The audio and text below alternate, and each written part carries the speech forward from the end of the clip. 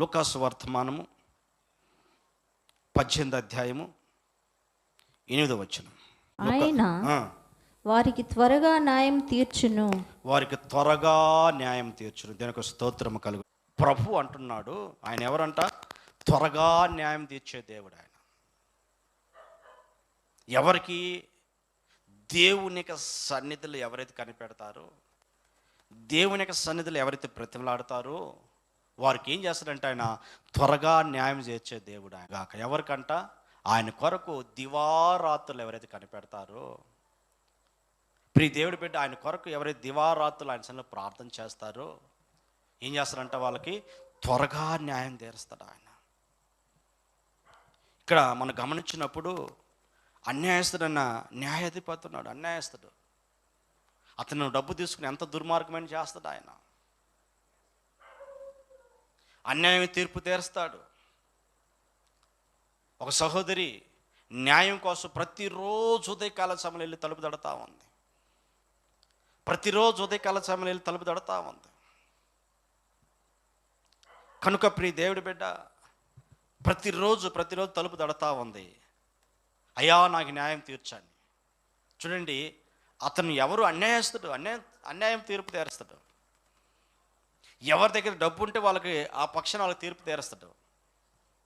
ఏమి దగ్గర ఏమి లేదు, అయితే ప్రతిరోజు ఉదయం వెళ్ళి తలుపు తడతా ఉంది. ప్రతిరోజు అడుగుతూ ఉంది. కనుక అతనికి ఏమైపోయింది?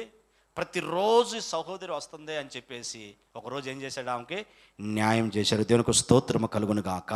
Amen hallelujah. ప్రియ దేవుడు బిడ్డ, నీ జీవితంలో నా దేవుడు అన్యాయస్తుడైనా ఆయన న్యాయాధిపతి న్యాయం చేసిన దేవుడు. న్యాయం చేసి ఉంటే మన ప్రభు ఎవరంటే ఆయన న్యాయాధిపతి. కనుక ప్రియ దేవుడి బిడ్డ, దివారాత్రులు దేవుని యొక్క సన్నిధిని అడగగలిగితే, నువ్వు దేవుని యొక్క సన్నిధిలో ప్రార్థన చేయగలిగితే, ప్రియ దేవుడి బిడ్డ, ప్రతి ఉదయకాల సమయంలో ఆ సహోదరి ప్రతిరోజు ఉదయకాల సమయంలో తలుపు తడుతుంది.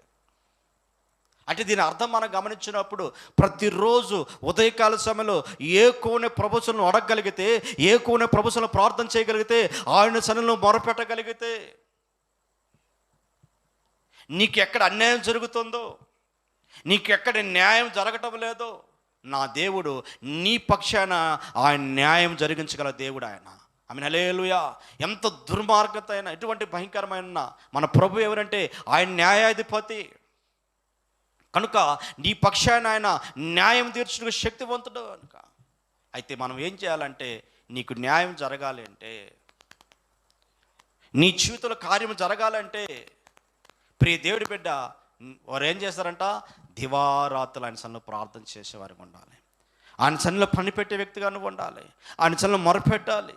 కనుక నువ్వు మొరపెట్టగలిగితే త్వరగా నీకు న్యాయం చేస్తాను. ఇంతవరకు ఒకవేళ సంవత్సరాలు అయినవేమో, కొన్ని సంవత్సరాలుగా నీకు న్యాయం జరగటం లేదేమో, నీకు అన్యాయమే జరుగుతుందేమో, నీ కుటుంబంలో అన్యాయం జరుగుతుందేమో, ప్రియ దేవుడి బిడ్డ, రకరకాల శ్రమల జీవితంలో కలుగుతున్నాయేమో. కనుక న్యాయం కొరకు ప్రభుత్వంలో ప్రార్థన చేస్తున్నవేమో. కనుక ఇంకా దేవుని యొక్క సన్నిధిని కనిపెట్టు. దివరాత్రులు ప్రార్థన చేయి. ప్రభువుని అడుగు. వారి వైపు, వీరి వైపు, కోర్టు వైపు, వారి వైపు నువ్వు తిరగకుండా ఆయన సన్నిధిని కనిపెట్టగలిగితే, ఆయన సన్నిధిలో ప్రార్థన చేయగలిగితే, ఆయన యందు నమ్మిక ఉంచగలిగితే, ఆయన యందు విశ్వాసం ఉంచగలిగితే, నా దేవుడు ఆయన న్యాయాధిపతి. ఆయన నీకు అన్యాయం చేయడు. ఆయన న్యాయమే జరిగిస్తాడు ఆయన. ఒకవేళ నీ మీద అనేక దుర్మార్గంగా అనేక అబద్ధ సాక్షులు పలకచ్చు, అబద్ధ సాక్షులతో నిలబడవచ్చు, నీ ప్రతివాదికి డబ్బు ఉండవచ్చు, రకరకాల బలం ఉండొచ్చు, బలగం ఉండొచ్చు, ఎన్ని ఉన్నా కూడా నువ్వు ఆయన సన్నిధిలో ప్రార్థన చేయగలిగితే, ప్రభు నా న్యాయం చేయ్యా, నువ్వు నాకు కావాలని, నువ్వు ఎటువంటి సమస్యలతో ఉన్నా ప్రియ దేవుడి బిడ్డ, నీకెక్కడ అన్యాయం జరిగినా నువ్వు దేవుని యొక్క సన్నిధిలో ప్రార్థన చేయి. ప్రభు సన్నిధిని కనిపెట్టు. సర్వోన్నతమైన దేవుడు అంటున్నాడు, ఆయన త్వరగా నీకు న్యాయం జరిగించునుగా. చెప్పలేదు ప్రభు నామం కనపడతాం. త్వరగా నీకు న్యాయం జరిగించబోతున్నాడు. ఎటువంటి అన్యాయం నీ జీవితంలో కలుగుతున్నా, ఎటువంటి అన్యాయం చేస్తున్నా, నీ మీదకి రకరకాలుగా ప్రజలు వస్తున్నా కూడా నువ్వు భయపడొద్దు. ఎందుకంటే ఒకరోజు న్యాయమే జరుగుతుంది. ప్రియ దేవుడి బిడ్డ, నీకు కలిగిన దాన్ని తీసేసుకుంటున్నారేమో, నీకు కలిగిన దాన్ని నాదని చెప్పేసి వారు ఒకరోజు అన్యాయంగా నీ మీద నిలబడవచ్చు. అది కొద్ది రోజులు మాత్రం ఉంటుంది. నువ్వు మౌనంగా ప్రభుత్వంలో ప్రార్థన చేయి. మౌనంగా ప్రభుత్వం కన్నీరు పెట్టు.